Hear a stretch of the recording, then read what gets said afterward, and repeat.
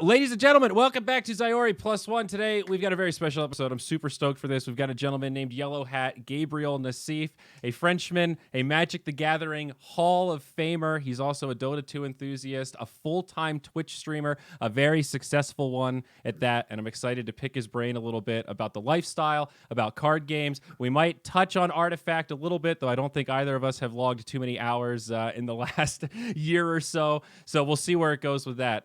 But this is one of the first Zyori Plus Ones where you and I have never met and never really talked before. This was just a mutual kind of, I've heard of you. Some fans encouraged me to reach out. I guess you've watched a little bit of Dota, and I'm excited to get to know you a little more, man. How you doing?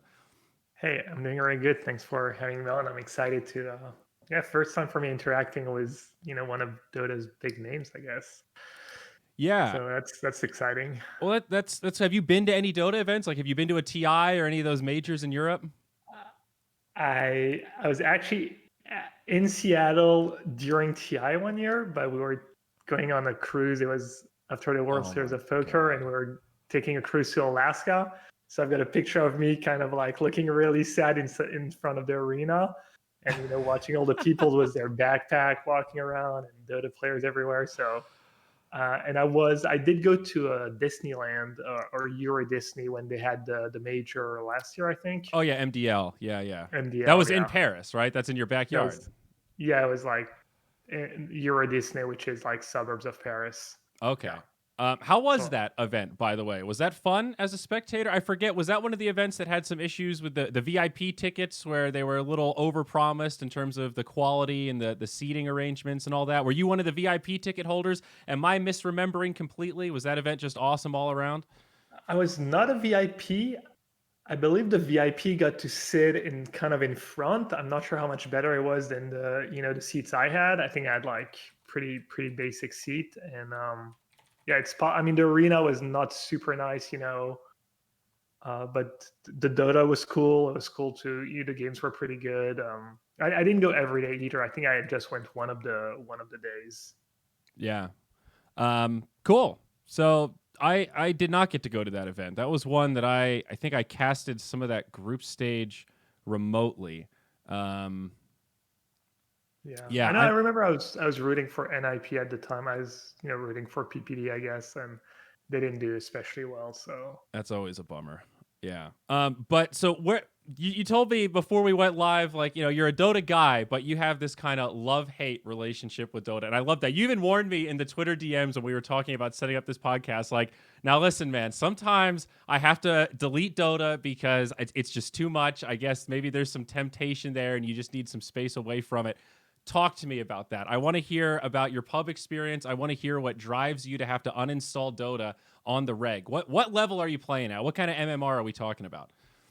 I'm around 4K. I think I peaked at 5K like a few years or like 5 or 6 years ago when I was playing a lot. I was playing 6 or 7 hours a day.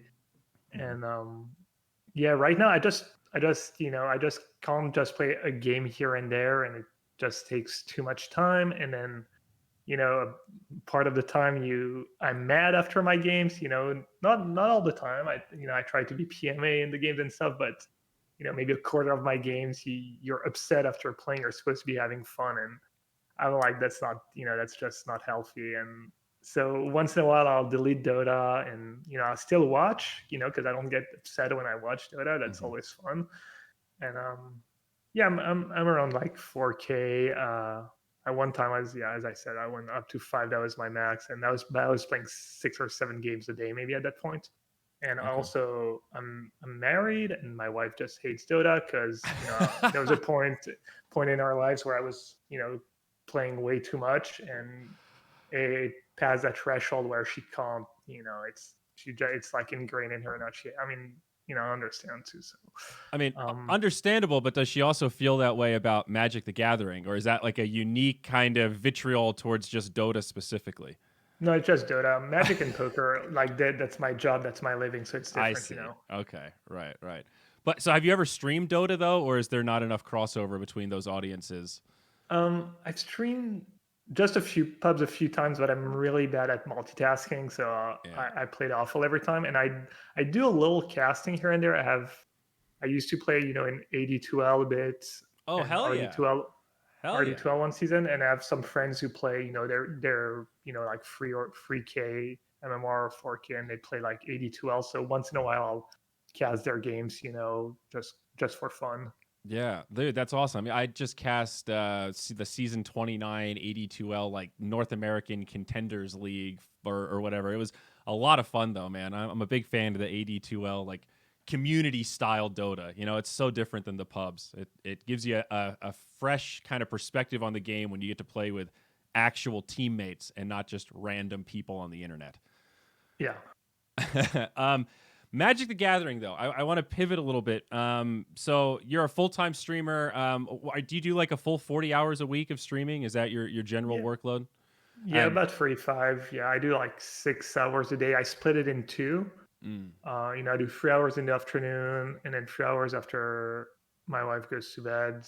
It's kind of from I've always kind of gone to bed a bit late because of poker. I used to play, you wanted to be on the US time, so you kind of played at night. And mhm. when I started streaming Magic, I figured maybe it was good to do that way. It worked for me, was the schedule. So yeah, I do like 6 hours a day, and then the weekend it like kind of varies depending on tournaments and whatnot. I But yeah. see. And Magic, it's all one versus one, right? Is there any team element to Magic at all? I know that might be a stupid question. Prepare for many stupid questions. I haven't, for your reference, I haven't played Magic since I was in like middle school, probably 20 years ago. I barely knew how to play then, and I've forgotten a little bit. So I'm familiar with the very basics. I've seen some of the cards. I probably have some in a box somewhere, but I'm not familiar with the current state of things. I did a little bit of reading just to prepare for this to try to get an understanding a bit of like the competitive scene. Like you guys have the Pro Tour. It actually seems like Magic is like ahead of the curve from where I'm sitting as a Dota caster in terms of having infrastructure and regular tournaments. And like in terms of you being a Hall of Famer, you were inducted in 2010, right? Yeah. So that's 10 years ago now. And it's not like you were the first one inducted or what. I mean, the Hall of Fame is when was that established? Like the 90s, right? 2000. I think it was the first class is 2005 or Oh, okay. maybe a bit before, because I think basically the rule was that you had to have played your first Pro Tour 10 years. Yeah, 10 years ago to be. So my first PT was in 2000, and that's why I was inducted in 2010. And I think there was like 4 or 5 classes before me. I see. Okay. But yeah, about the team stuff, there is team tournaments, but usually you still play one-on-one, and it's just like, two of the players have to win a match for your team to win the match. Okay. So There's a team element, but it's still usually one-on-one. And there's also one of the most popular format. It's more casual. It's called Commander, and that's usually played multiplayer. So that is actually like, like 4 or 6 players sitting around the table and playing against each other. And is that more like a free for all, or are you actually on teams in that setup? I actually don't play. I'm not sure. I think it's a free for all. So what do you play primarily? You're a construct guy, right? Yeah, mostly constructed.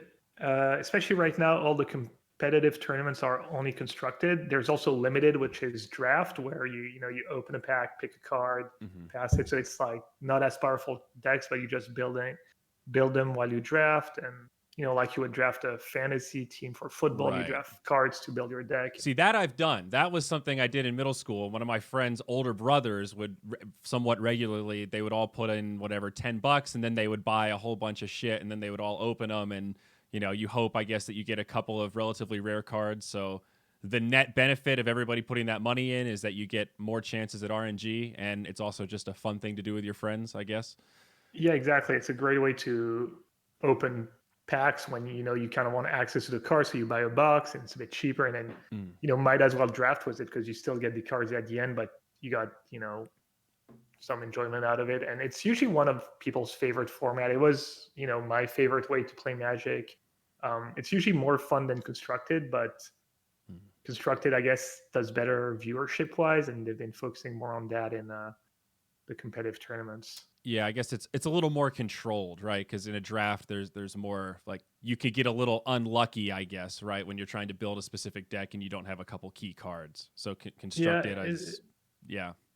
It's more the way I guess to do coverage for draft is maybe not as easy, Mm. and people relate more to constructed. They want to see the like what the pros, which deck they built and what they come up with. So, and what about again? This might be a really stupid question, but what about legacy stuff? Like one of the cards that this is probably a dumb meme, but like the Black Lotus, right? It's like that's like the really old, famous, rare. It's expensive, but you don't ever actually play with that card because those old legacy cards aren't relevant today. You're playing with a current, like, is it a season? Is that what you guys call it, or current edition?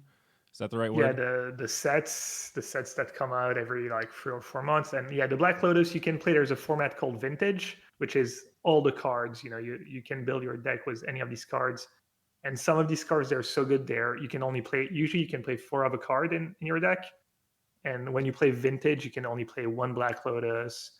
There's mocks. There's something called the Power Nine, which is like the nine quote unquote best cards, and Mm-hmm. also like really expensive and stuff. So I've read articles about those 9 cards before. I couldn't name them, but I've definitely gone down that rabbit hole before. yeah.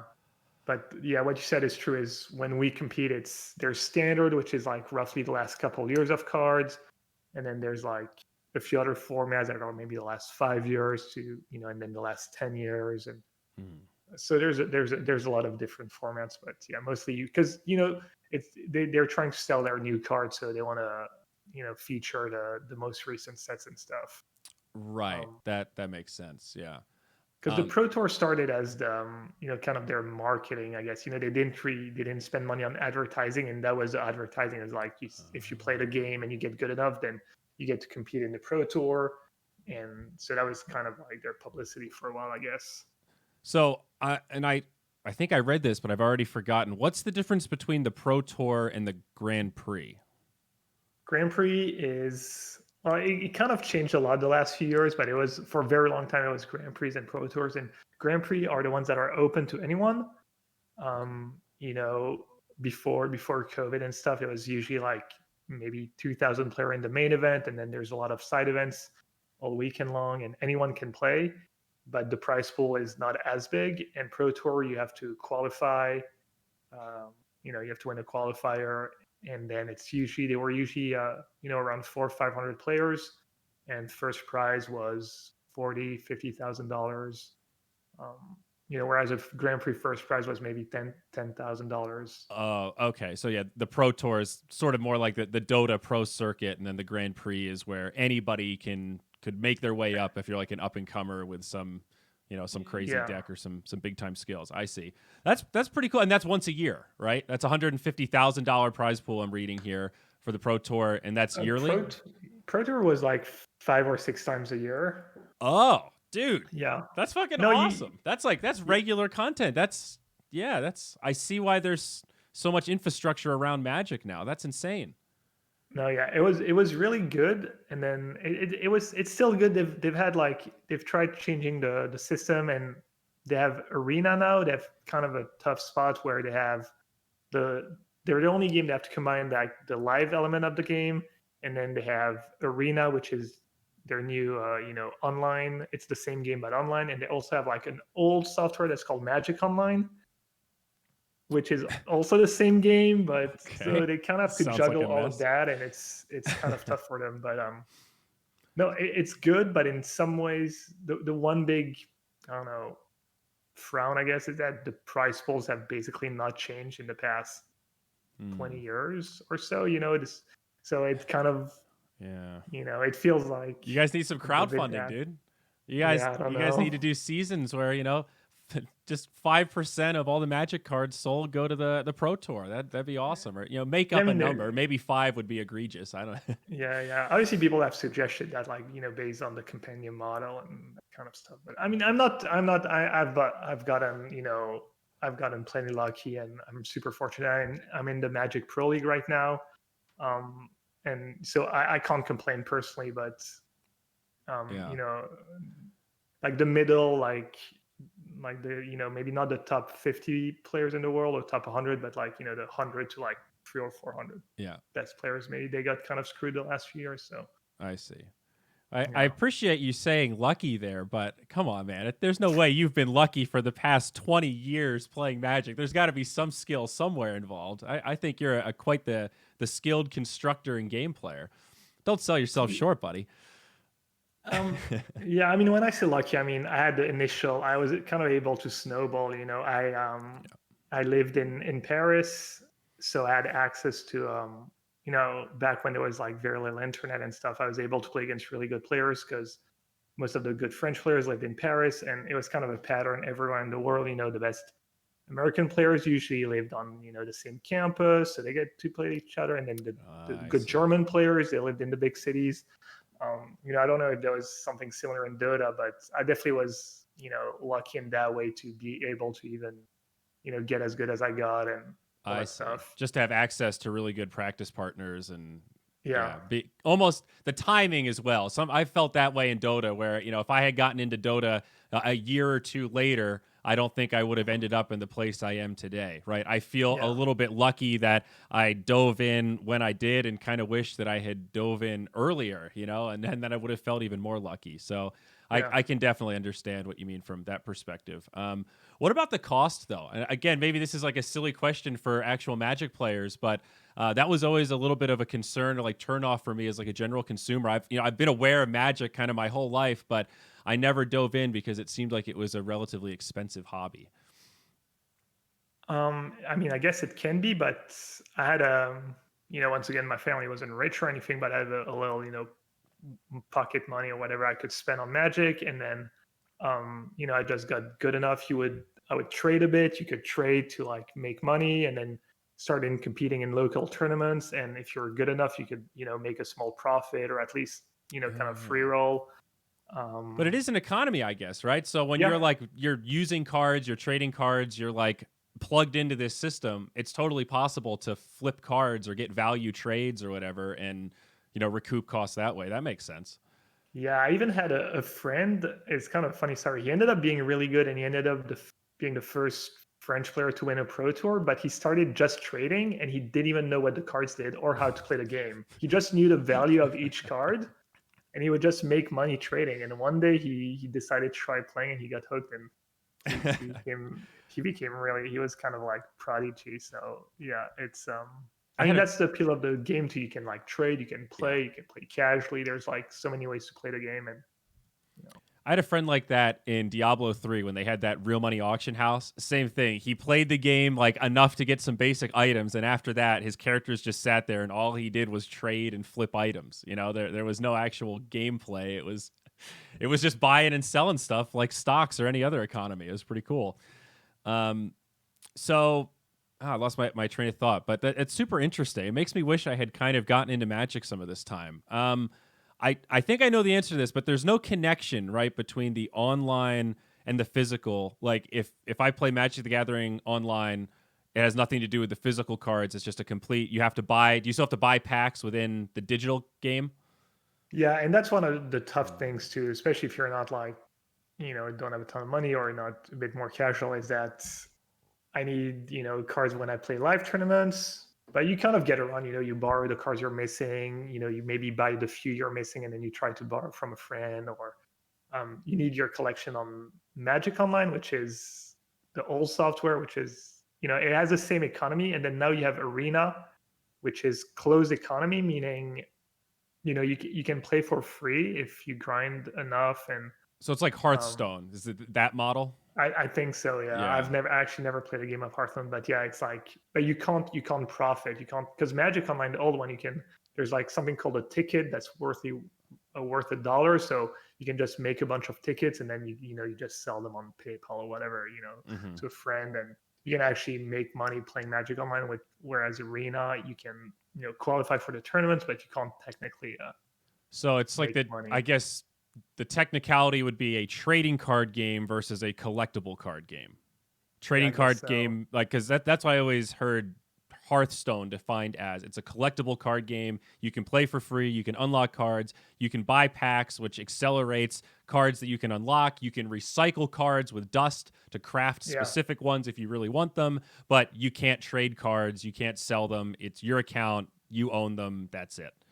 Yeah, exactly. And there's been a bit of complaint that there's no dusting system, and then when you have a new set, a lot of time you have reprints, so you get the same rares multiple times, There's and no dust it, system? Why? no, and it's kind of expensive. I don't mind spending the money because it's kind of my job and stuff, and Yeah. but it is like not super cheap considered you can't even like cash out or sell your cards or that you can do in real life on Magic Online. So Is there an we'll see. argument for, like, I get that it's great for the business. The only argument I can think of, it's amazing business. People can't sell stuff. You own all the distribution. It has to come through you. It's all locked in there, sunk costs, all those arguments, amazing. But from the consumer side, how do they spin that to be like, no, actually, this is better because, or they just don't. It's just not I don't know. We're acknowledged. just a bunch of degenerates, and It's it just doesn't matter, I guess.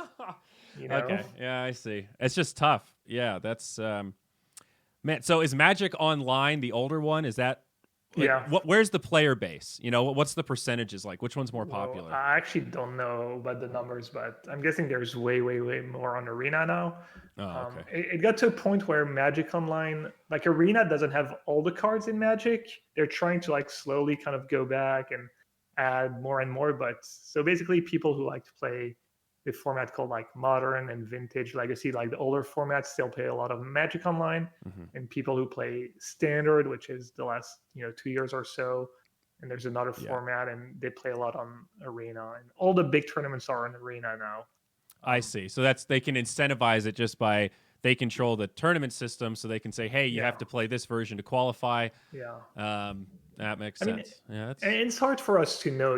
I mean, we're on the consumer side, so we're like, oh, they're true. thinking short term, and it's not smart, and then they're being greedy, and they're just thinking about their shareholders, and that, I mean, I know nothing about how to run their business, and we don't see the numbers, so, but it does feel a bit that way from our side. Yeah, it's hard to know. And I mean, there's benefits and trade offs to everything, right? Like, there's benefits to them having that control because then they can make a very cohesive season where the qualifiers are unified. There's sort of a minimum level of quality that's a little bit more ensured when you own Yeah, all the means of production. And then you look at Dota and you don't have that same guarantee. But the plus side is that if you're just a third party, just a random entrepreneur like me that can convince somebody to give them a little bit of money to run a tournament, I can just yeah. do it. I don't have to get permission. I don't have to do anything. I can just say, hey, we're doing an event, $30,000. Who wants to show up? And if teams want to show up, there's my tournament license right there. Yeah, That's kind of cool. That's pretty rare, not even just in the esports landscape, and the digital gaming landscape, having that degree of freedom. So, hard as we are on Valve, we got to always remember to appreciate that freedom is a rarity. yeah. And Wizards does, a lot of things right and most things right. I'm talking about some of the negatives, but they try. They like to have like their hands on their product. Obviously, it's a big license, and they want to. But you have like they're pretty open. When they have their big tournaments, they let people restream their stream, and Oh, um, that's cool. the, Yeah. yeah, they're like the people who work there that I know, I think they all do a good job, and it's not also they have like a lot of things to balance. It's not easy, and we Yeah. like to think it's still like when there's decisions we don't like, it's like the higher ups who maybe don't even know how to play the game and stuff. Well, yeah, at the last Dota 2 event Moonduck did, the Midas Mode 2, it was almost exactly a year ago, 13 months now, in Colorado. One of our VIPs was a gentleman that works at Wizards of the Coast. And off the top of my head, I don't remember what role he had, if it was specific to Dungeons and Dragons or if it was Magic or what it was. But he was a true gamer. Like, he was very plugged in. Like, obviously, he was really into Dota, but he was a really cool guy, and it definitely painted a positive image of Wizards in my head as like, oh, okay, this is a company that hires like real gamers that really understand the products and are really into this shit. Like, he brought packs of Magic cards with him that he gave to some of the other VIPs, and there were some people there playing Magic and shit. So it was cool. Maybe realize that it was a nice little crossover marketing op. We did want to try to do a D&D crossover, but the sponsorship didn't work out. So would have been a cool idea, though. Yeah, I think there's actually a D&D Magic set coming up because D&D is owned by Wizards of the Coast of Hasbro, Yeah. so it's like, and and they try, and it's not easy because Magic's not super great for viewership. It's not like as exciting as a game like Dota, and you'll need a like super great computer, so Yeah. you don't really get maybe the sponsorship that you can get in Dota, and it's not easy. 1 year they tried to do this team thing, like this. It was like the same Pro Tour where we competed individually, but you had teams of 6, and you just added up the points. So they tried to do that to hoping maybe the teams would get sponsorship, but it's maybe not the best game to get sponsorship deals I mean, and what all does the that viewership look like on your pro? Like, how about what does it peak out at when you're talking Pro Tour Grand Finals? We're gonna know who's about to win 50K. This is hype shit. What's that finals peak at? I think it's maybe 50,000 viewers. I know they got way more at some point, but we didn't know how many were, whatever it's called, embedded or bots or whatever. But, when they Still, used to have the Pro Tour on Twitch, it was like 50,000. And when they had the big invitational, which they poured a ton of money into and a lot of marketing, I don't remember the actual Twitch numbers, but it was like over 100,000 viewers. I mean, So that's not close to like yeah. the super big, but not bad. But on average, maybe on the weekend when there's a big tournament, it's like 5 or 10,000 people watching. Does Wizards do official tournaments for the card game still, like the physical card game, or is that kind of dying off compared to the online stuff now?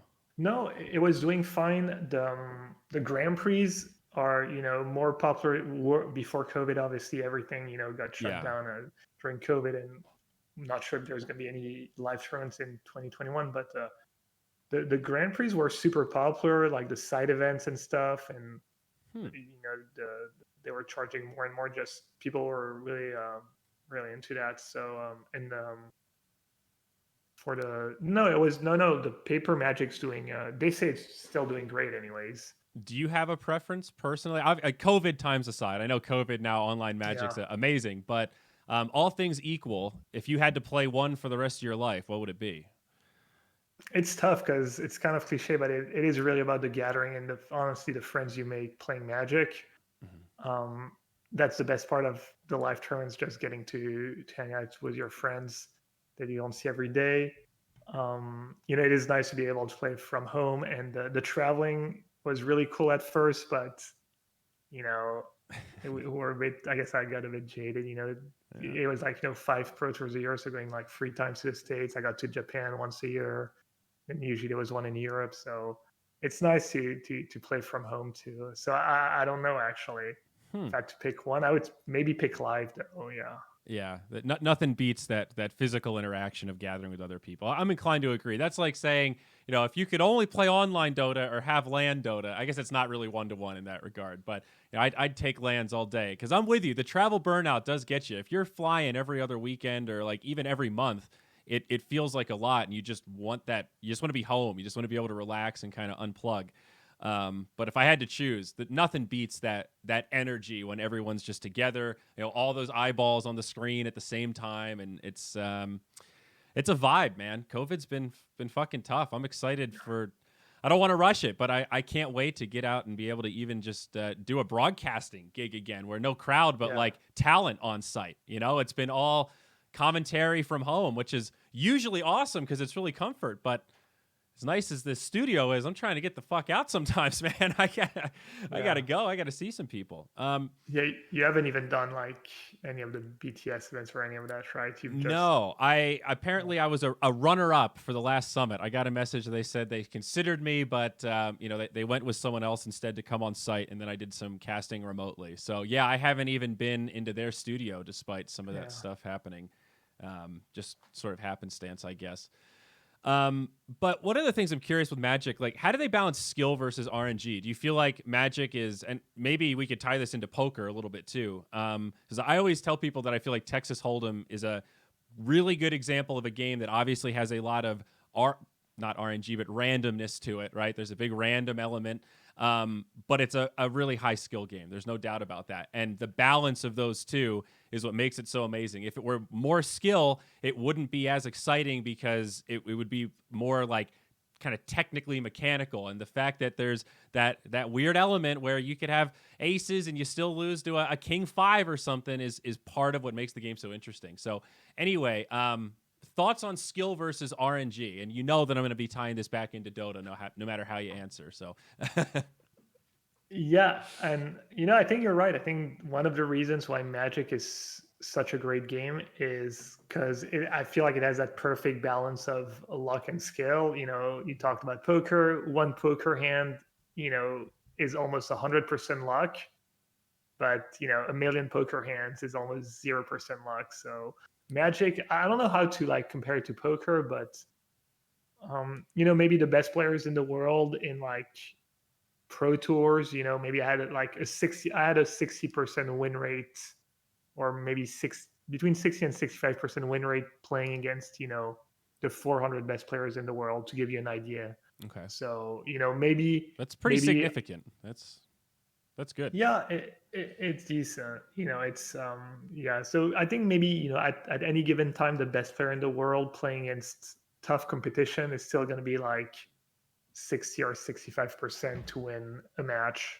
Mm-hmm. There's also the fact that there's like, best of 3 in a match. So, it's why the good players really like the team tournaments too, because if you're 65% in a match, then it means like winning 2 out of 3 matches, you're even higher percentage. So that's why when they used to have team tournaments, you would see the same teams win over and over again. Just got compounded, but I don't know how it compares to Dota when you've got I always like when you guys cast and you do predictions, and I'm like, are they just predictions for the draft? Obviously when it's secret against whatever, doesn't matter the draft. So yeah. I wonder. I also thought it'd be fun to just keep track of like casters' predictions and actually see if they bet a bit more than 50-50 or. It's probably pretty close to 50-50, I think. Because it's hard to weed out, like, just from a viewer perspective. There are definitely times when some talent will go, I don't really think this team is going to win, like if I were betting money, but I want to make this conversation more interesting, so it's not just 4 of us agreeing. Like, because we've tried to do that before in the past, like incentivize the talent to actually do real predictions. Like, we're going to keep track, we're going to have a leaderboard, there's going to be some prize or whatever.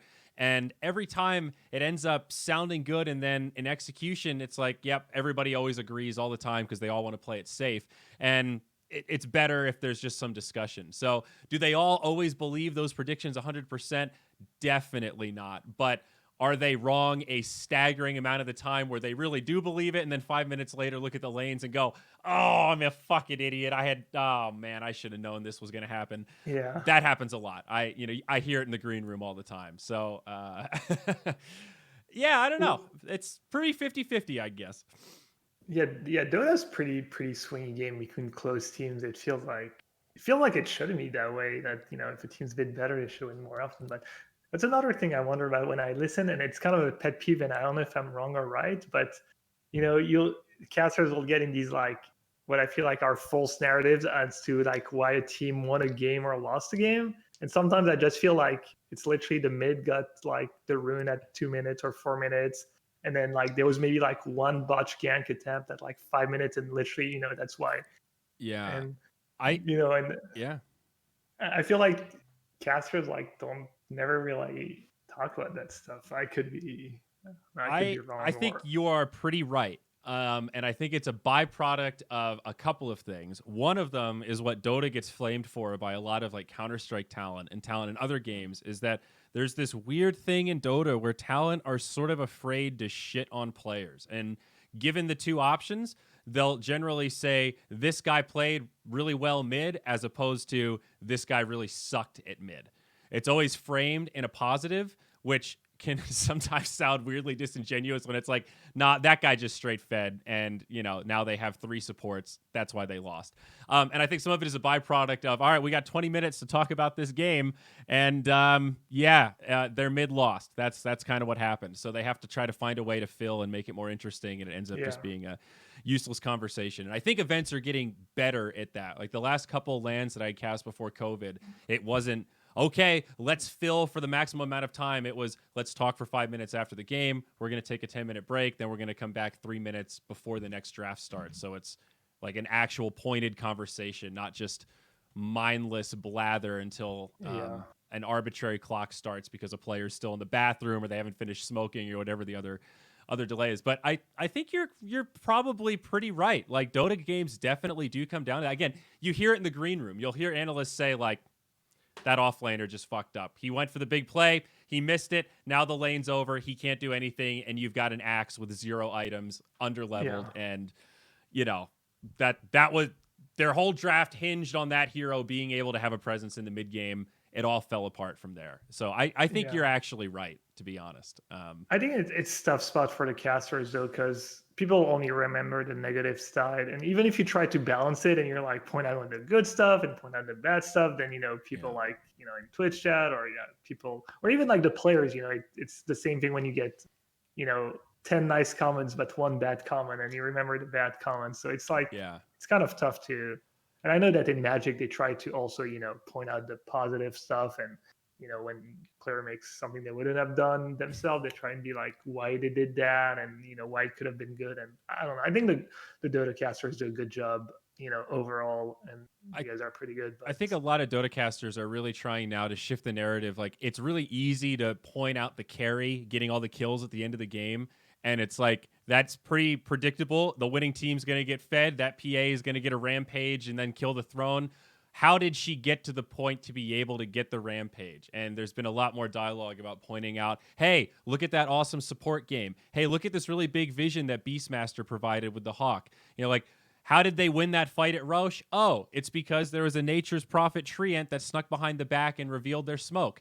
Things like that, or it's like that really clutch support play is really what enabled Arteezy to make that big carry play that was so visually stunning. And I think that's been a really positive shift in the Dota kind of talent perspective, is like really telling those full stories instead of just focusing on the mid laner. Yeah. But I guess that's not an issue that you guys have in the old 1v1. One of the other things I wanted to ask you is, like, how do you not get bored playing a 1v1 card game all the time? Because I started in StarCraft, right? That was my very first esport when I first got into esports. And one of the things I didn't like about it after being in that space for a year is, like, I don't want to play 1v1 all the time. And, like, 2v2, 3v3 StarCraft is a meme. That's not really you're not practicing the game the same way. And there was always an appeal of, like, I love having teammates in Dota. It's more of a social game, for good or for bad. There's a social element to it, and that is part of what keeps me coming back and turned me off of coming back to StarCraft. So I'm curious, how are you just a card guy? Is that I don't know. Yeah, it's tough. I mean, in paper it was just about you get to hang out with your friends and stuff. So yeah, sure, the game's played 1v1, but there's also the deck building aspect outside of the game, thinking about how you're going to build your deck, how you're going to assemble the different cards. I mean, for just online, yeah, it can get I mean, the game's still fun, but it can maybe it's not as fun as multiplayer and stuff. And I know I used to play poker for a while. I played poker professionally for not exactly sure, maybe like 6-7 years, and I got I got burned out from the online grind. That's why I came back to Magic in 2017. It was the online grind just became awful. It was just me on my computer, 5-6 hours a night. And even though you had like, I don't know, I had Netflix on my second screen watching a show, and it was still like, I was miserable. I was super miserable. So I decided to give the stream a shot. So yeah, I mean, it does get, I mean, I guess it can get lonely and stuff. So during that poker grind, I'm sorry, did you just say, like, were you only playing online, or did you do a mixture of online and then also in person? You had some crazy stat on your Wikipedia page. What, 30 caches at the World Series of Poker? That's pretty serious. Back-to-back caches at the 2010 and 2011 main events. Dude, that's serious shit, man. That's awesome. Thanks. Yeah, so I started as an online player through Magic players, actually. In 2002 or 2003, I was staying in the States, and they were playing online poker, and I had no idea. I didn't even know what poker was, and so that's how I got into it. And at some point, I just started doing really well online, and good enough that I kind of dropped out of university and started going to Las Vegas for the World Series of Poker instead of my finals exams and stuff. And so what I would do is I would play online most of the year, and then I would go to Vegas for the World Series of Poker, because you got 1 month where you can play a tournament or two a day, and at the end you have the main event, and you don't have to like pay for like multiple flights or hotel. It's just like one flight. Whereas traveling to poker tournaments can, if you're not really really good, it can be hard to like get ahead. So that was kind of my thing. I would mostly play live during that month, and mostly online for the rest of the year. And it was like kind of a big Magic colony, because a lot of the old Magic players just moved on to poker. So I knew a lot of people already, and it was kind of like vacation / work. Yeah. Wow, that's awesome. That's a really smart model. You like took min-maxing to the next dimension, you didn't just min-max the game of poker, but also the whole infrastructure around it. That's genius. I mean, I've always felt like there's crossover in the audiences because of Team Liquid back in the day. They had a whole poker section next to StarCraft. They did, right? Who did they sponsor? God, great question.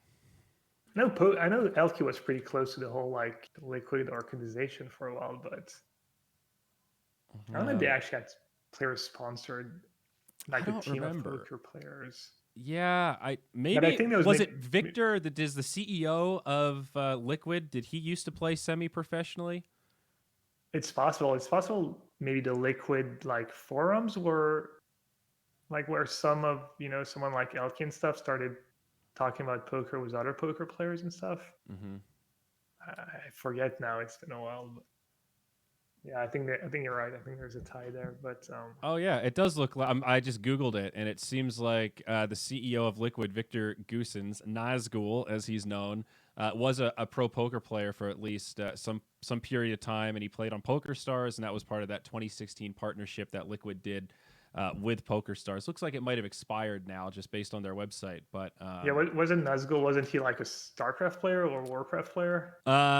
And was it I think more Warcraft than StarCraft, but probably both. That was a little before my time. I really got into esports in like 2010. StarCraft 2 was when I first heard the word esports and like saw Team Liquid and that shit. Obviously, I'd played games way before that, but I didn't get into it late, but I wasn't one of the super OGs like Nazgul.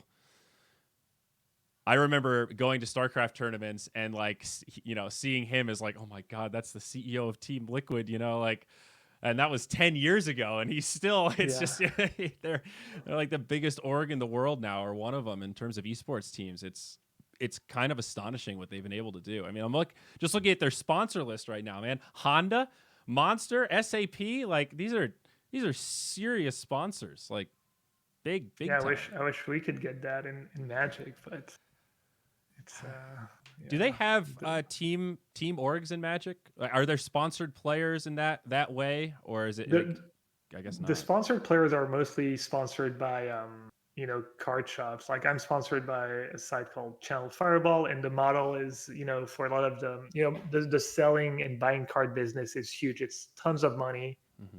And one of their models is just have pro players like myself make content for their website, so that people are more likely to go buy and sell their cards to them rather than someone else. So these are the major sponsors in Magic. There's Red Bull, who's been sponsoring some events.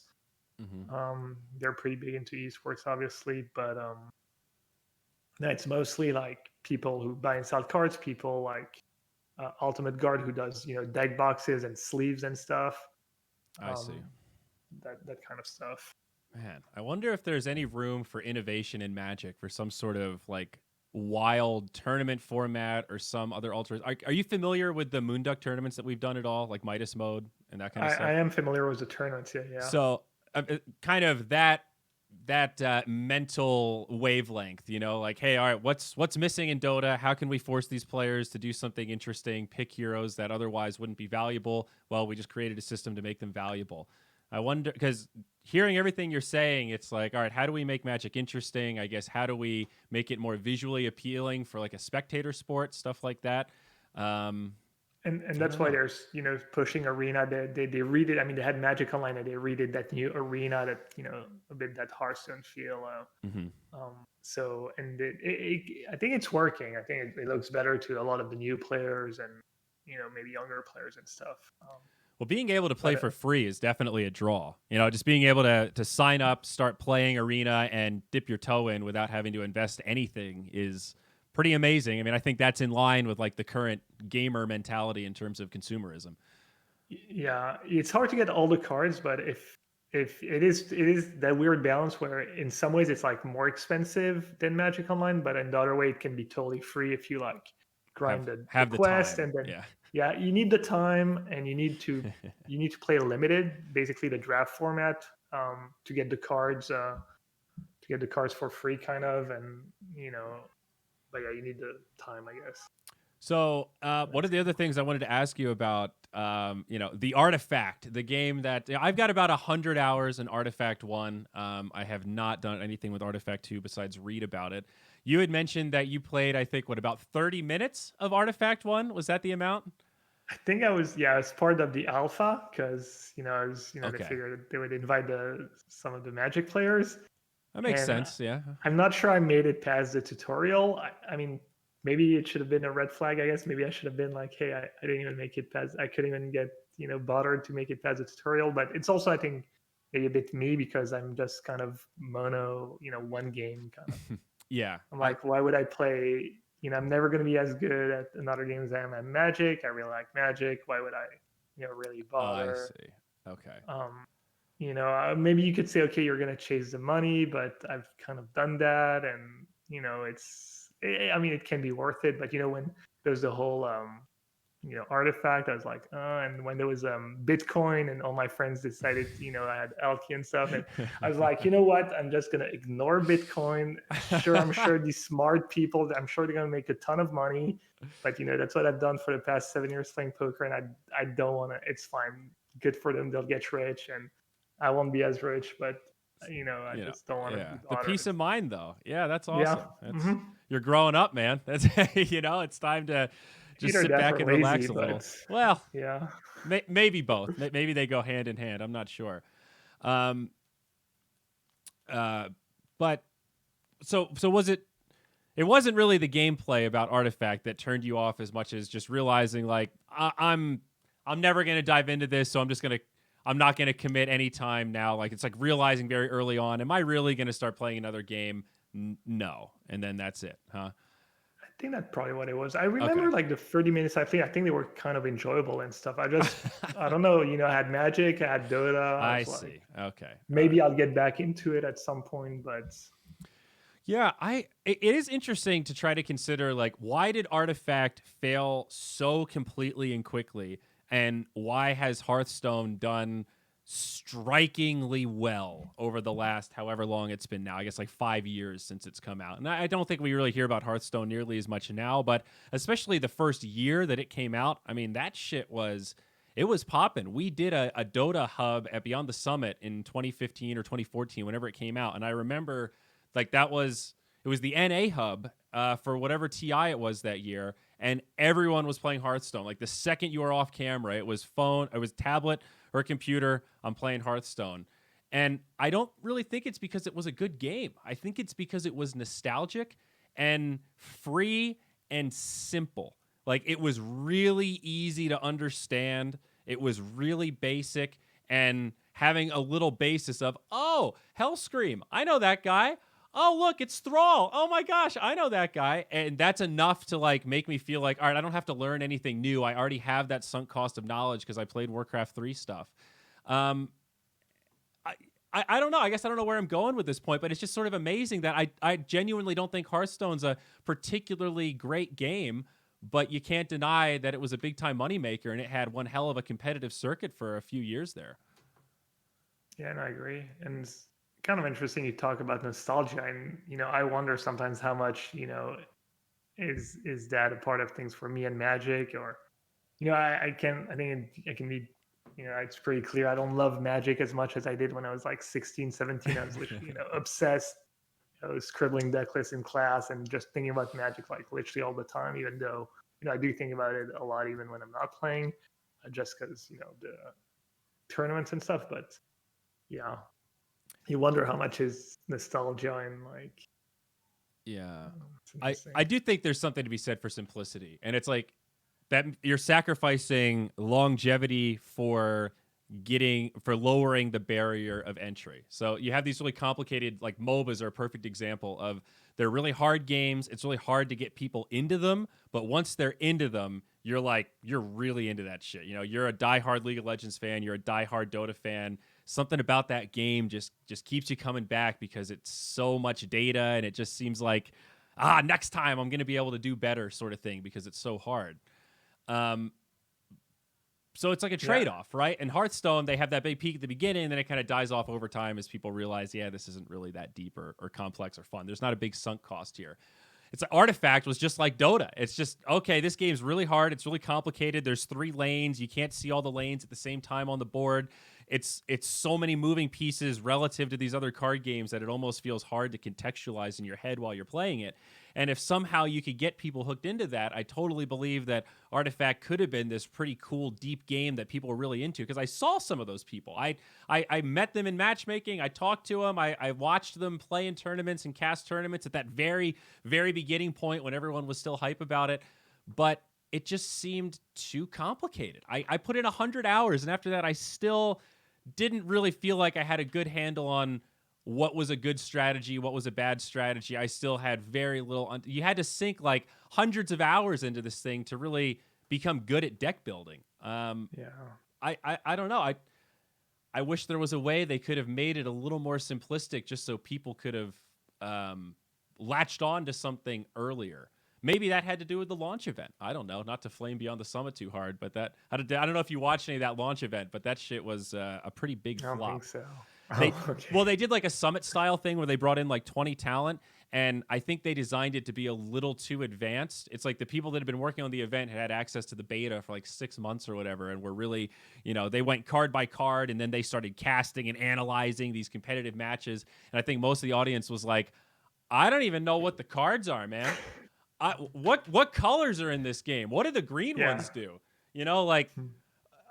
There was a gap there, and it was just too much, too quick. And I just wonder how many people were eager to give it a try and just were immediately like, oh my God, my eyes have glazed over and I've been listening to this for 5 minutes. And then you just bounce and do something else, because it was like me in Path of Exile. I played Diablo 2 a lot. I love that game. Path of Exile is just a better version of Diablo 2, but it's totally different lore, totally different items, totally different words and stuff. And I avoided playing that game for years because I was just kind of like, I don't want to have to learn. I don't want to have to face this barrier of learning all this new lore and IP just to be able to like do basic stuff in this game. But of course, once you dive in, you get hooked. And now I keep coming back for more. Every league, I'm like, I need more PoE action. So anyway, sorry, a long-winded way to say, I don't know what's wrong with Artifact. I don't know how much to blame the launch event, but I think it was just too hard. That's kind of my fundamental, like, why did the game fail? It was just not easy to learn and not rewarding enough in the short term to get people sucked into it. Yeah, there's a lot of, that I guess, the instant reward, I guess. I think that's one big thing with Dota, that you do a cold play and it's instant and stuff. But yeah, I think Magic and Dota, in my eyes anyways, that's what have they in common. I think Magic's like the best card game ever. I think Dota's the best video game ever, whatever, and that just what you talk about. Once you're in, because it's like the depth, and you can just do so many things. And does Magic have similar issues for new users? Like if you've never seen anything Magic and you want to get into it, how big is that mountain? Like compare it to Dota, I guess. How much data do you have to consume to be able to really dive into Magic? I'm not sure. I do know that there's stories of significant others of the some of the pro players getting into Magic and Arena and getting the hang of it pretty fast and getting good at it pretty fast. Personally, I don't really know how to answer this question. Oh yeah, you've been playing forever, so you've just got the knowledge. Okay, that's fair. And I haven't introduced anyone really to either of these games in a while. So so your wife doesn't play Magic with you? Is that how you're telling me? No, she used to play. She used to play Magic, but then she she actually qualified for one of the pro tours, and then but Oh it was wow. during one of her exams and stuff, and she actually chose university like a smart person rather than magic. But I no, see. she knows how to play. I see. All right, very cool. So I just a couple softballs for you here. Curious, where does the yellow hat thing come from? Was that like by design? Was that random? Did you happen to be wearing a yellow hat one time when someone took a photo? What's the story there? The story is there used to be this hip hop band, this French hip hop band called the Science Super Crew, and they would always dress in yellow. So I would have their T-shirts, and I would dress in yellow. And then my friends got me that had this spray painted in yellow one year for my, I think it was either my 15th or 16th birthday. And then when I went to my first pro tour, I decided to just wear the yellow hat, and just one of the players, I think it was supposedly it was one of my friends. It was Efro who came up who called me YellowHat first, and it just stuck. And I just kept wearing it to events and stuff, and it's still I still have it. It's still the same The one. same hat, the same Yeah. yellow hat. Wow. So yeah, That's awesome. that's it. It might have been like kind of inadvertent, but that was genius, dude. You need something like that for people to latch on. That's the yellow hat guy. That's him. I've seen that guy. He's got the yellow hat. Like it's very cool. It's very, very unique. I love it. Very smart. Was that GeoGuessr that I saw you playing on your stream before this podcast, by the way? Yeah, someone I don't know when it came up, but a few months ago, and I brought up GeoGuessr, and I decided to try it, and I Dude. just play one the challenge every day now. It takes like 15 minutes. It's pretty Yeah, fun. I love that game. No, it's funny because I remember playing that in like 24 whenever I worked at BTS, like 2014, 2015, and that was one of our like go-to. All right, we've got an hour in between games. We're just sitting here. What do we do to fill the time? Hey, let's play a few rounds of GeoGuessr. And it was just this great, fun, free, scalable game that would almost always lead to laughs, always lead to stories. And I was just like kind of surprised to see you playing it on your stream right before this. It was just speaking of nostalgia, man, it took me back to old times. It made me think I got to bust out the GeoGuessr sometime here. It's like a good sub day game, you know? Yeah, no, it's really fun. Like people can play along, and yeah, it's like good right pace, I guess. It's no, it's cool. I Um, like it. Sorry, I was just looking at my notes too. One of the other things I wanted to ask you about because I couldn't figure this out by a basic Googling. How does this Planeswalker level work? That's like a ranking system created by Wizard, right? Is that what that is? Yeah, I can't even explain what it So was. you're I'm level not remember. 49. Is that good? Is that high? Like who's the I highest think level Planeswalker? I don't know if it's 49 or 50. And I think originally they wanted to do something with it, but I think it had a bunch of issues. They maybe wanted to use it to like qualify you and stuff, but there was a lot of ways to like, a lot of downsides to it. And they just left it there. And I don't think it means anything. I think they're maybe even got rid of it. Oh, really? So Um, this is like an archaic kind of thing now. yeah, it's not even that old, but well, compared to the game, but um, yeah. Oh, I see. It looks It, like it started in 2018 or something. no, Oh it no, started. 2012. I'm sorry. Yeah. All right, yeah, that sounds about right. Yeah. I think maybe they had plans for it, but then it like it was bad incentives, Yeah. something along these lines. So they stuck they kept it around, but it's not Well, really. you're an archmage, so congratulations for whatever But that's yeah, worth. I'm probably like the highest. I think you get like points for like doing well in tournaments and rewards. I don't even Oh, know, but okay. I see. So it's sort of like an esports power ranking. I mean, when I saw that, I immediately thought, is this like a chess kind of like, being a grandmaster in chess is actually a prestigious title, yeah, right? So they have is it we an we elo system? Is that how they do it? we have an elo system in Magic, and they used to use it to actually like highest elo would get invites to tournaments and stuff, and then eventually they stopped using the elo to use it to qualify people, but it stuck around. I see. So it's like it works like chess, yeah.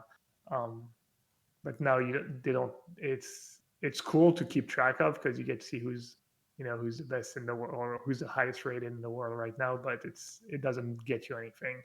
I see. All right. Well, they've still got it on your Wikipedia page for whatever that one's worth. Yeah, no, I mean, especially back in the day, I know at some point I was like highest, I got to 2300 elo in constructed, and that was the highest anyone had ever gotten, Damn. ever. I think I've been passed since, but no, it's not a bad way of tracking things, I guess. Yeah, that's pretty cool. That's awesome, man. How about and also the World Championship ring? Do you have it in a glass case somewhere? Do you ever wear it? What do you do with that thing? I've actually never been a world champion. I've won Player of the Year in 2004, Ah, and I've made it my to like the mistake. semifinals of of the Well, so World you got the Championship. ring for Player of the Year? Is that what it was for? I No, saw it in an interview. the ring is for the Hall of Fame. Oh, that's the Hall of There's Fame ring. yeah, Okay, I'm sorry, yeah. my mistake. That's wild. So what do you do with it? Is it on display somewhere? Do you have it in a case? Oh, he's gonna pull it out. Oh, there it is. Maybe. We're gonna get a close up of it. Oh, Yeah. I don't know. I've never worn it. I would be afraid to wear something like that. That's what it looks like. Oh wow, If you can see. that's pretty cool though. Is it No, engraved? Does it have text on it, or is it just a design? it's Pro Tour Magic 2010, Magic Pro Tour Hall of Fame 2010. Has like the 4 or 5 little gems for the 5 colors of Magic, I guess. And Oh, dude, it looks pretty cool. that's really cool. That's an awesome keepsake. Damn. Yeah. The Hall of Fame, that was one last thing I wanted to ask you. I remember now, I was thinking about it this morning. How important do you think the Hall of Fame is? I mean, obviously you're a Hall of Famer, so maybe you're a little biased. But like, we don't have that in Dota. And there's a music Hall of Fame. Obviously the esports awards are going on right now. I don't know if I'd call that the Hall of Fame per se, but do you feel like that is a meaningful thing in Magic? Does the Hall of Fame carry weight? Do you think like Dota should have a Hall of Fame? I personally, it wasn't a big deal to me because I kind of knew I was going to get in. So it was just kind of a title. It doesn't change what you've done, or Right. I mean, now you're in the Hall of Fame. So, but I guess to a lot of, I mean, there's like players who came back to the game when they introduced the Hall of Fame. There's players who, like, one of the reasons they came back was because they wanted to be in the Hall of Fame, like Brian Kibler. You were talking about Hearthstone, maybe of him. One of the reasons he came back to the game, one of my best friends, Huey Jensen, one of the reasons he came back. So I guess it meant a lot. Maybe it's more of an American thing, but it was a bit different in my case because I was still like pretty active and doing well. And, it was like kind of, I knew I was going to. So when I got introduced, it was nice and all, but it didn't change I see. fundamentally like how I felt about it. But I guess it is cool to have around. I think they don't have it this year, but they've been talking about like also having Hall of Fame for like not only players but people who've contributed to the game. Like, there's someone like it's called Brian David Marshall. He's done a lot of coverage and he's been like a kind of the historian of the Pro Tour, and some really dedicated and high level judge, and so I keep guess people to the infrastructure. It's not just the players. It takes a lot of effort and people to make all that other stuff happen too. Yeah. But yeah, Hall of Fame season is interesting because a lot of time it leads to negative discussion because it's usually, it's capped to 5 a year. Yeah. And so sometimes you've got a little like, people like, instead of trying just to bring up people, there's a lot of bringing down some of the people and stuff. So there's a lot of drama usually around the Hall of Fame season voting and stuff. That is definitely the downside. Like, it is kind of a popularity contest, and that's always going to lead to a difference of opinions. But I do think that, I mean, just as an outsider, I think it's cool for fans. Like, it's awesome to have an archive, historical archive of, maybe this isn't perfect. It's not representative of every single person that should be in, but it is still this like archive of really notable contributors that made our space special. And that is a cool thing to kind of have on digital display for new people coming in to look back, and just for people to feel nostalgic and remember. Sometimes I go back and look at, footage from events that we covered 5 years ago, and it's just completely forgotten. Some of those storylines are really big moments, and it's all ancient history. Anybody who got into the game after that doesn't know about it, will never know about it. I don't know. Yeah. Maybe it's a good way of keep track of history, but I don't know. It's like maybe it's different for me because I mean it might sound a bit vain, but I'm like maybe considered one of the 5 best ever. So I don't need like maybe the recognition, but maybe for people who are like really, really good, but a bit lower. Maybe it means a lot to them. It's validation. Um, Yeah.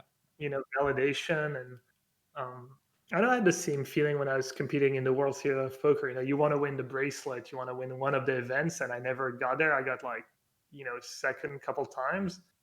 And Oh, the second time I came second, I was like, it kind of made me not care about winning a bracelet anymore, because the difference between first and second is one hand, one lucky hand, or I'm not going to be a better player or person just because I won a World Series compared to second. And it's like, sounds kind of cheesy, but it's a lot about just the journey. And I mean, you know I don't I mean, think the that's money is cheesy. nice obviously and stuff, but and I feel like the Hall of Fame's been the same way. But what you said also true, like just keep track is also nice too.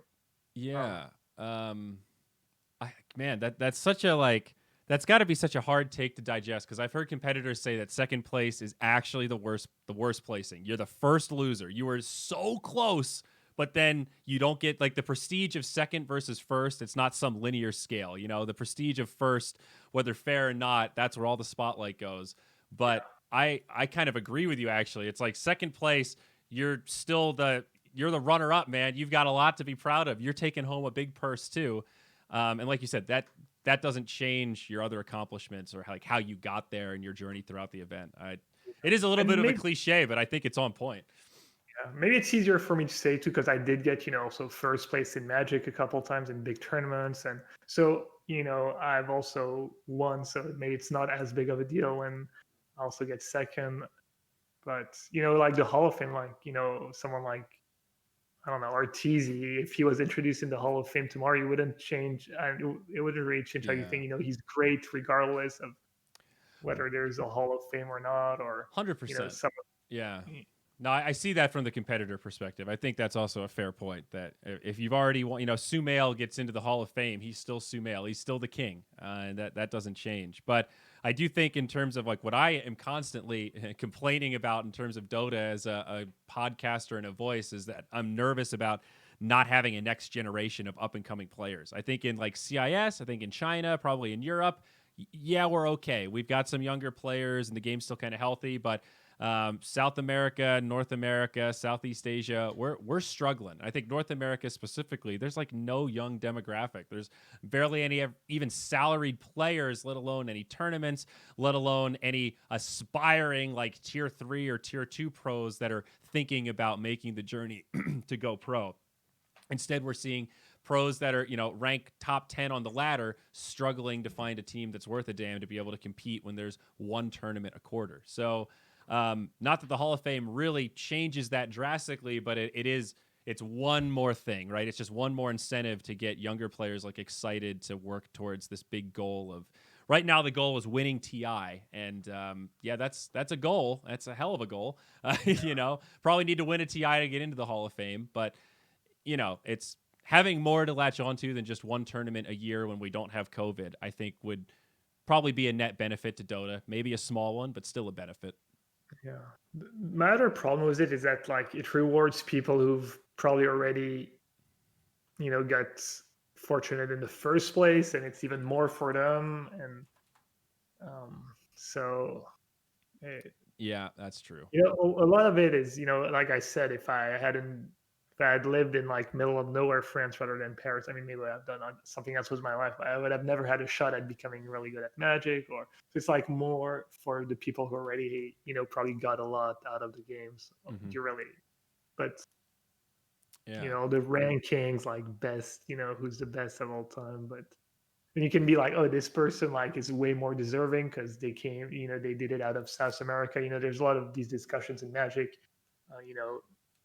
One of the best players ever is, maybe Paolo PV. Anyways, he's from South America, and it was like a much harder road for him than for me or for someone, Right. So how do you one of weight the that? Americans. Yeah. Yeah. So how do you? So I mean, I guess you can go on forever if you start. Well, but so my counterpoint to that would be, hey man, at least they're talking, right? Yeah. At least you've got your community actively engaged, talking about who's worthy. And whether it's a completely fair system and the right people get in is a totally different argument. But I'd say just the existence of the Hall of Fame sparks that discussion. that's a net positive, man. That shows that Yeah. people are engaged. It gives them something to engage with each other about.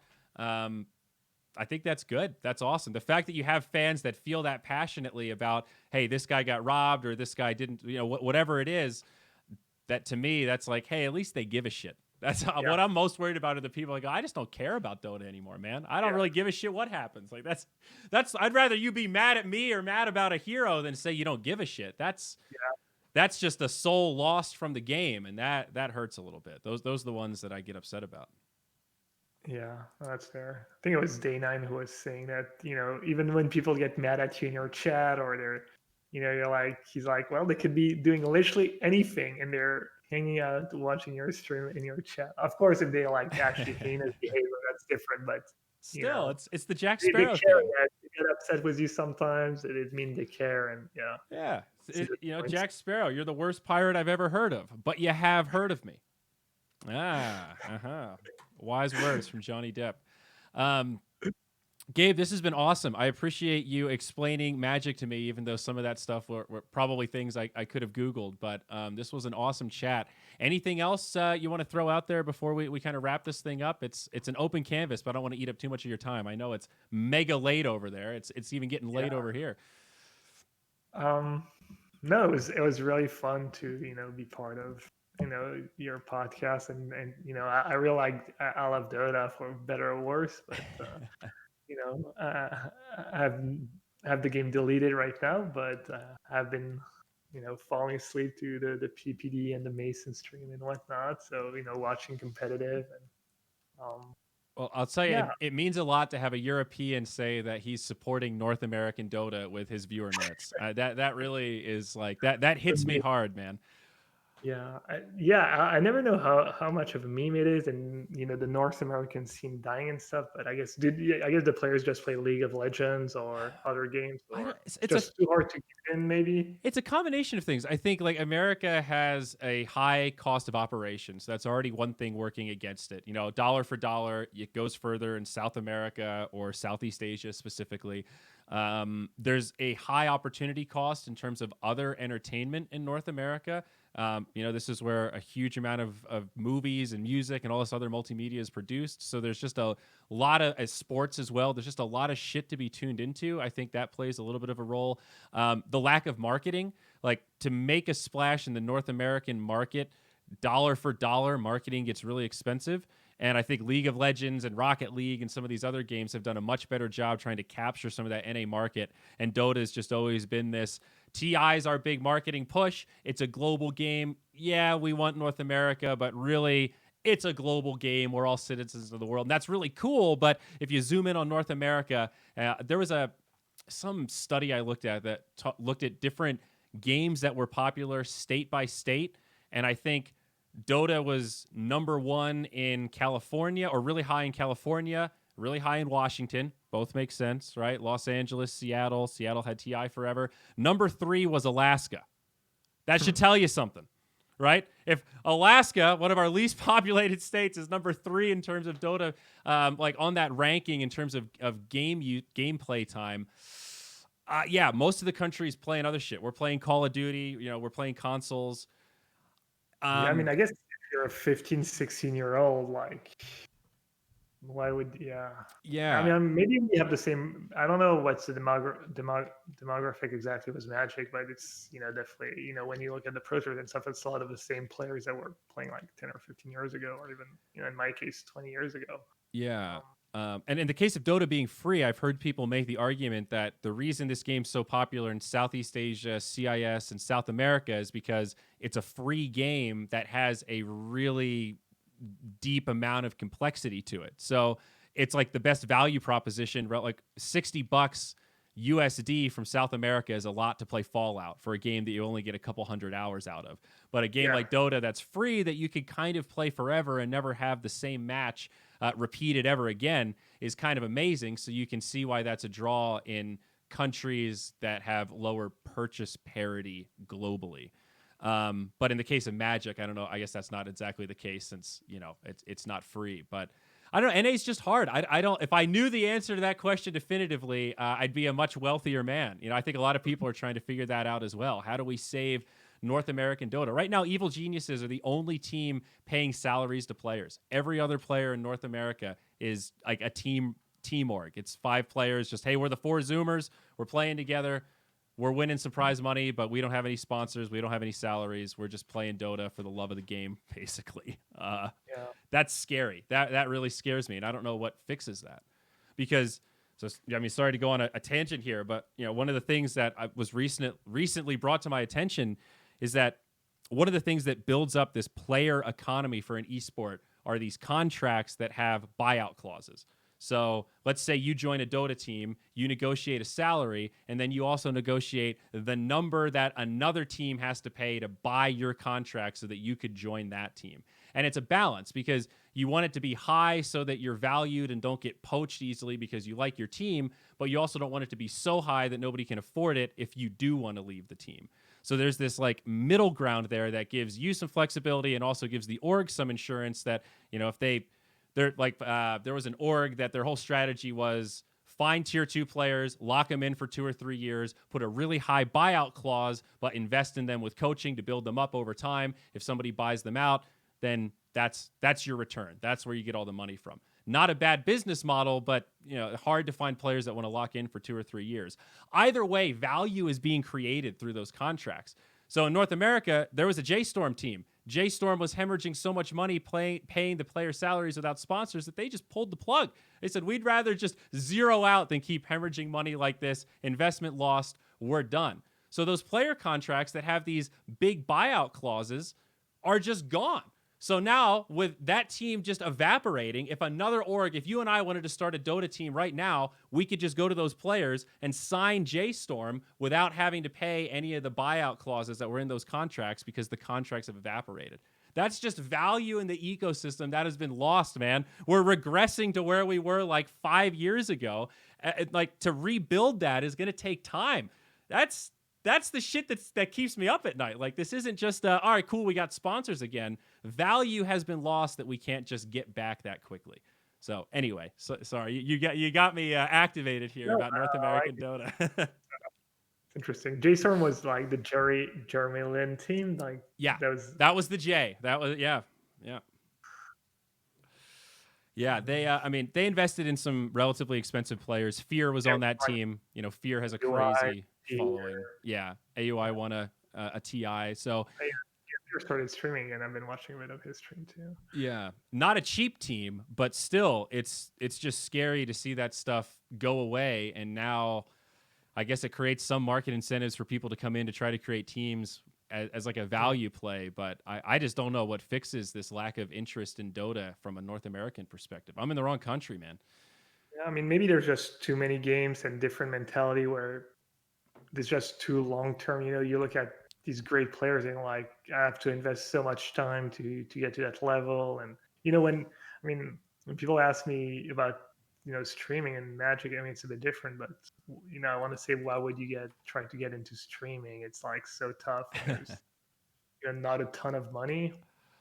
I mean, I guess at least in Dota, if you really make it big and you're really great, you actually can make a ton of money. But a couple are. You definitely can. I mean, it's like we said before we went live. It's kind of strange. 2 days ago, I was hosting in front of 30, 40,000 concurrent viewers, and then does that translate to my personal stream at all? Yeah, a little bit. I kind of wish I'd put more effort into my stream consistently over the last few years or whatever. But yeah, it's not impossible in Dota. Like we talked about at the beginning, to tie it all back, there's a ton of freedom. And it is amazing that you can just go on Dota TV and cast any live tournament with a little delay. And I mean, that's just like free content that you're allowed to enjoy as a community member and redistribute as a streamer. Not a lot of games have that for just like built into your average tournament. That's cool. Yeah, that's the one thing I would like to try once, is just really get back into Dota seriously and give myself it'll never happen. I don't think I'll ever have the window, but a month or two to see how good at Dota I can get, because I'm pretty competitive. That's one of the reasons too. I try to play less and less pubs, because sometimes I'm like, what's the point? I'm not gonna get better.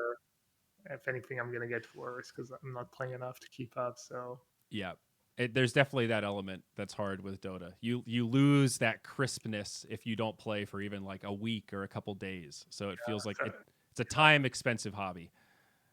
but then so that's why I try to like kind of change my approach to pubs and be like, I'm just gonna try and have fun, enjoy, even when I lose, just play my best, and that's all that Do you matters. do But then party sometimes, queue or are you just a solo guy through and through? no, I do party queue here and there. I have some of the friends from high school who I started playing with who don't really play that much, but I play with them sometimes. Some of the Magic players, but I'll do party queue if I have some of my friends around. I found that to be the good reset because I'm Yeah, mostly a solo queue guy, but when I get into that rut of like I just can't take any more of this, playing a good like all right, I'm playing with 4 people and we can make a strategy, or if you say guys let's go Roche, everybody agrees and they all run to Roche. Sometimes those magical moments of having everyone on the same page, even if you lose, it's refreshing to play Dota in a cohesive kind of team manner. So that's always my tip to people. Like you got to balance the solo. Too much solo on Dota is a first class ticket to a bad mental day. yeah. I've had a bit of problems with party because I'm like really PMA in my pubs when I'm solo, but when I play with my friends at pubs, I'm like a bit better than them. I'm usually like the best player on the team. So sometimes maybe give too many directions or I get a bit frustrated. And I've been working on that. I was much better lately, but yeah, I used to play on 82. I was a team and they just didn't want to play with me anymore because I was like being and it was frustrating for me because I felt like we played worse, as a 5-man stack than I did in my pubs where Mm, when you're on a good pub team, it feels like it flows. yeah. You don't have to talk. You know what you're supposed to do, and I don't know. Maybe I was getting frustrated. Maybe I was like splitting my attention, so I was playing worse, and at the same time, it was like not that easy, but so I had to work on that of just play your heroes, but even when I'm playing with my friends, try not to like because I think they naturally would like ask me for advice because I was quote unquote a bit better, and then I would like maybe also give I don't know, it was not great. Well, it's like an um, equal but opposite thing because when you're playing solo queue and everyone's solo, the other team is just like somewhat equally not coordinated, just like a lot of the times your team isn't coordinated. So when you're a 5v5 and you're queuing against other 5v5, it's like, yeah, we're way more organized, but so are they. And when you play against teams that are better than you and more organized, you're like, man, Dota's really oppressive when they're just like mechanically good at starving the map and making us scared. And I'm not even having fun right now. I can't do anything. So I feel you on that. Sometimes it's nice to go into a pub where it's like all random. It's not going to be close to peak performance, and that's what makes it more fun individually. Yeah, and I've always wondered if it's the same because I know for Magic players or for me, the tournament part of the is not like the preparation, hanging out with your friends, kind of like boot camp for Dota. That's kind of the fun part, Mm-hmm. and sometimes playing the actual tournament is just like stressful, and you know you're nervous and stuff. And I wonder if for it's the same thing in Dota. If like when they get to the big competitions, they actually like more nerve and stuff, where they can still enjoy themselves. Do you know if the players prefer the like boot camp part, or do they prefer the like tournament matches? Most teams boot camp before big tournaments in person. That's definitely common for like a week or two. And I think it's pretty noticeable when you see players that have experience on the stage versus players like a team where all 5 of them, it's their first time playing on the stage with an audience. You're hearing the rumble and like the casters kind of yelling over you as you're walking onto the stage and stuff. It's definitely nerve wracking just being that publicly visible. I've talked to a lot of players that said the first time I played in the booth, I like was so nervous that I couldn't eat. My bowels were all messed up. They're like, I was like, I could feel myself breathing. I had to think about my breathing. Like I couldn't get out of my own head because of the nerves. And they said it just goes away with time. The more times you're on the stage, the more comfortable you get. And after the 10th time or whatever, it's like, oh, okay, cool. This is where we play Dota now. So, yeah, I think nerves are definitely a big part of it when you're talking about a stadium and a venue and all that stuff. It's nobody wants to look like a dummy in front of a lot of people, you know. So it's hard. It's weird. I think when you walk out into a venue for the first time too, you get all like weird with your body language. I've been in that situation. It's a meme, but it's also true. what do I do with my hands? You're out there on the stage, you're holding a mic in one hand, and then you start thinking, what do I do with my other hand? Where does it go? Do you put it on your side? Do you put it up here? Do I wave? It's like once you get into your own head, you start getting really weird, and that's the hard part, is just wiping that away and just letting it flow, just being a fucking normal person. The nerves get in the way of that 100%. Remember the first time I cast in a venue, I had that. I was like breathing weird, and I felt like I couldn't think because I was just frozen. There's that part, and there's also like the wins, the losses feel much worse than the wins. Whether it's poker or Magic or Dota. So like, sometimes the tournaments are like, you don't win that often, especially in Magic when it's like 400 players, and it's kind of weird. But you have, then there's the competition. When you do well, it's like the greatest feeling. But I was wondering if it's, for the players, the big players, if they look more forward to the boot camp with their team and hanging out, or do they look forward more to the tournaments? And as you said, losing is when you get, Yeah, fucking human psychology, man. There's something weird about just the way humans are wired, where you remember the losses, and winning just feels normal. I guess that's like part of that cognitive dissonance. Like we all have bigger expectations for ourselves than maybe exists. There's like some ego in there. So winning feels like the default, and losing is like, well, I'm below the bar. I missed my expectation, even if winning wasn't a realistic expectation according to the odds or the numbers or whatever. It always feels that way. And I think that's the biggest problem with pubs, is that I wish players would realize that they're gonna lose half their games. It's gonna happen for X, Y, or Z reason. And I feel like if everyone was more cognizant of that, it would be much better. It'd be like, it's normal. I lost half my games today. Even Zy has what, like 55, the best players in pubs, they have like what, 55-60% win rate, not even. A 60 would be good. Yeah, at high level, like divine immortal levels, I think plus 60 plus would be very impressive. I mean, when we look at, like, right now, for example, in immortal and divine combined, I think Broodmother has a 58% win rate, and that's the highest of any hero in the highest brackets. So 58 is, to us, that's like, oh, whoa, that's a significant margin. This hero's kind of nasty.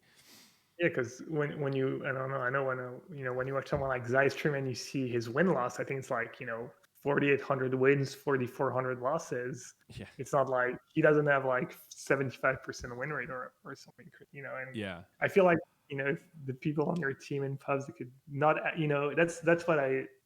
that's what makes it so bad. You can't have a bad game. Someone's gonna say something if you have a bad game, and like they never had a bad game, and it's so frustrating. Preach it, man. Preach it. No, it's the pubs are rough right now. Everyone I talk to is like, yeah, dude, the amount of fragile players that just get mad when one thing goes wrong and start breaking items, or they give up at 10 minutes, more than ever before. I was talking to Cinderin yesterday. He said that. Talked to T Governor. He said the same thing. It's bad right now.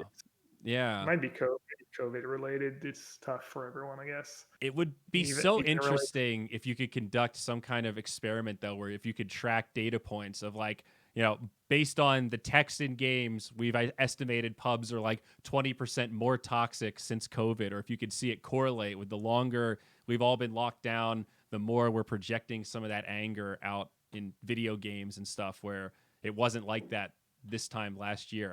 I don't know how you could ever find that data, but that would be really cool to look at if it existed. Yeah. It's I guess a bit of a sad note, but still, it's that is a good explanation, though. Fair enough. All right, well, I'll let you get out of here. But YellowHat, man, seriously, I really appreciate it. And if you do decide to reinstall Dota and want to play some pubs, let me know. I'm always happy to queue up and have some fun, ranked or unranked. What's your MMR? I'm low right now. I'm at like I'm floating between like 2,600 and 3,000. I've been as high as like 4,100, and then I didn't play for a while, and then I did some drunken calibrations at Midas mode last year. Biggest mistake of my life. I went 1-9 in calibrations and played really bad in all 10 games, and it tanked my MMR, and I've been struggling to get it back up since. So it's really like a different game at the lower brackets. Like, you can't, it's not like my teammates suck. It's more like you can't do the things that you could do if we were playing optimally. Like you call Roche and people will say, yeah, all right, yeah, let's do Roche. But then they all go farm a camp first and then wait for their courier. And then by the time they run into Roche, it's like, okay, well, we can't do it anymore. And then they get mad at you when you say, well, we can't do it now. They go, well, what? I just ran all the way over here so we could do it. It's like, yeah, but oh, I was like, you can't. It has to be really simple. You have to just outplay people. And I'm not. I'm a support player. I don't have amazing mechanics. I'm really good at talking about strategy. I'm not that great at pushing buttons in the right order sometimes. Yeah. So like, I'm not a mid player. I'm learning how to play carry, but it's been definitely a quest to really get confident on the position 1 role. So I think we've all been there. Like I'm kind of a sport player, but sometimes I'm like, man, I just can't do anything in these games, and maybe I should be a good carry. But honestly, if you're a good carry and you have a bad support, you can't. I mean, support lose games. Unfortunately, I definitely feel like, I might be the 5 position, but I probably lost my team this game because definitely. Definitely. No, every role matters for sure. There's no secret to it besides just being good and, being positive. It is true if you're really like but if you're somehow higher than, your MMR, it's kind of the meme, everyone thinks that, but if you actually are, I guess if you're mid, okay, you can probably make it, much bigger. It's just running around and not, winning your lanes. Yeah. And I do play more so for fun on stream than like, I'm not like going ultra try hard. If I really wanted MMR, I would just play the same hero over and over and like master a hero, right? Yeah, I'm not doing that. I'm playing the heroes I want to play. I'm smoking a bowl before the game. I'm having fun with my buds. I like chatting with my teammates when they recognize me and making fun of them and stuff. So as much as that sounds like an excuse, it's like, it's not necessarily the design to win every game. The goal is just to have fun. I want to socialize with people. I like to win. I'd prefer if we win, but it's not necessarily my end all be all metric of was this a good night of Dota. If I go 3-3, but I had some great laughs and we got some cool clips, that's a good night in my book, man. Yeah, exactly. We've accepted we're never going to be great at Dota, so might as well just make the best of everything. Yeah, it's good to have fun. Fundamentally, even though it's esports and we take this shit seriously and it is our living, it is fun. It's meant to be fun, and at the end of the day, it is most days. Most days. Not on the bad beat days, but hey, those are few and far between. But guys, follow this gentleman, YellowHat, at most places. He's on Twitch. He's on Twitter. One of the things I love about your stream, man, is that there's a lot of moments of just thinking. Like my stream, I try to fill dead air. Like I have this thing about dead air, and your stream is so chill. You have these moments where sometimes it's just you staring at cards, making the face. But your audience knows that something good is going to come out after that. It's like you have these inadvertent hype moments where you're working it out, and we're all just watching you work it out. And it's fucking awesome. I love the vibes you got going on over there. Very chill. Very chill. Thanks. Appreciate it. So check him out, guys. Give him a follow. Appreciate y'all here watching Zyori+1. Of course, this will be up on my YouTube's youtube.com/ZyoriTV, and the audio at my website, Zyori.tv. All ZyoriTV with my shit. But yeah, I guess we'll be in touch. If we don't talk anytime soon, good luck to you. I hope Magic keeps treating you well, bud. Yeah, good luck with Dota. Thanks. We're going to need it.